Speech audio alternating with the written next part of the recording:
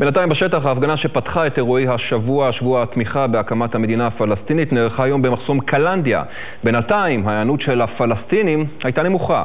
משם מדווח כתבנו בשטחים, אוהד חמו. בשירה ובמחאה הגיעו הבוקר כ-200 נשים יהודיות וערביות לצידו הישראלי של מחסום קלנדיה, מנסות להתחבר לנשים פלסטיניות מהעבר השני של המחסום.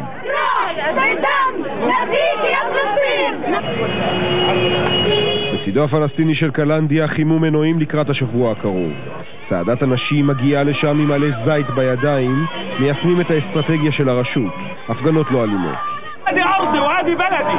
الغريب إنه هذا الجيش حامل بارودي ومنعني أنا أدخل القدس، منعني أصلي، ممنعني أشوف عاصمتي وبلدي. اسمي باسم الجابور، جاهز للقتال مرة ثانية. הפלסטינים שרואים בהפגנה שמאחורינו מעין ניסוי כלים לקראת מה שאנחנו צפויים לראות בשבוע הקרוב, קראו להמונים להגיע, אבל בסך הכל כמה מאות בני אדם, לא יותר, טרחו ובאו לכאן למחסום קלנדיה.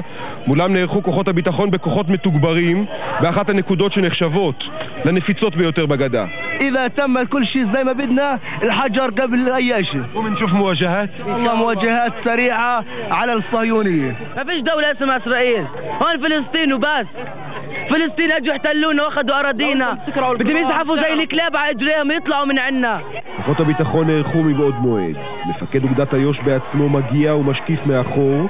ההיגיון להכיל את האירועים גם אם יצאו משליטה ולגרום למינימום נפגעים. جيش الموت والإرهاب، جيش الموت والإرهاب.